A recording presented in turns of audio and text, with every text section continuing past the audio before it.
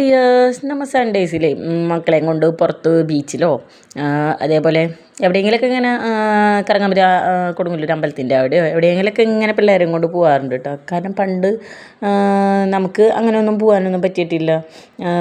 ഞായറാഴ്ചകളിലോ ഒരു മാസത്തിലൊരിക്കലെങ്കിലോ അങ്ങനെ ഒന്നും പോകാൻ പറ്റും. വല്ല ഓണം വിഷുവൊക്കെ വരുമ്പോൾ ബന്ധുക്കളുടെ വീട്ടിൽ പോകണതല്ലാതെ നമുക്കിങ്ങനെ പാർക്കിലൊന്നും പോകാനൊന്നും പറ്റിയിട്ടില്ല. അപ്പോൾ പക്ഷെ നമ്മുടെ മക്കൾ അങ്ങനെ ആവരുതല്ലോ. അവർക്ക് ഇങ്ങനെ സൺഡേസിലൊക്കെ ഒന്ന് കറങ്ങാനൊക്കെ അവർക്ക് പഠിക്കണതിൻ്റെ ഇടയിൽ അവർക്ക് ഒരു എക്സാമിൻ്റെ തലേ ദിവസമായാലും ഞങ്ങൾ കുറച്ച് നേരം എവിടെയെങ്കിലും കടപ്പുറത്തൊക്കെ പോയി കൊണ്ടുപോയി ഇരുത്തലുണ്ട്. കാരണം പഠിക്കണ ഇതൊക്കെ വിട്ട് കുറച്ചൊന്ന് മനസ്സൊക്കെ ഒന്ന് സന്തോഷിക്കാൻ വേണ്ടിയിട്ടാണ്. അപ്പോൾ നമ്മളിപ്പോൾ സ്ഥിരം പോണത് ഇപ്പോൾ അഴീക്കോട് ബീച്ചിലാണ് കേട്ടോ.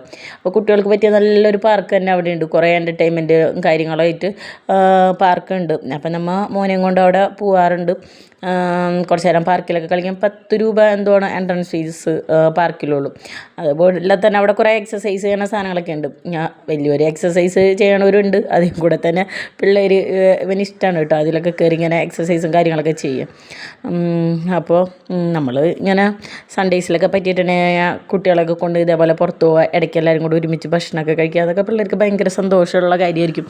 ഒരു എപ്പോഴായാലും അത് നമ്മുടെ മനസ്സിലൊന്നും അങ്ങനത്തെ ഓർമ്മകളൊന്നും ഇല്ല, അങ്ങനെ പോണ കാര്യങ്ങളൊന്നും. അപ്പോൾ പിള്ളേരെ മനസ്സിലെങ്കിൽ അതൊക്കെ ഉണ്ടാവട്ടെ. അപ്പോൾ എല്ലാവരും അവരെയൊക്കെ കൊണ്ടിങ്ങനെ പറ്റുമ്പോൾ പുറത്തൊക്കെ ഔട്ടിങ്ങൊക്കെ പോവാം കേട്ടോ. എന്ത് നിങ്ങളുടെ അഭിപ്രായം? എനിക്ക് അങ്ങനെ ഇഷ്ടമാണ്. നമുക്കും ഒരു സന്തോഷമാണ്, പിള്ളേർക്കും ഒരു സന്തോഷമാണ്. അപ്പോൾ അങ്ങനെ ഇഷ്ടപ്പെട്ടോ? സപ്പോർട്ട് ചെയ്യില്ലേ നിങ്ങൾ?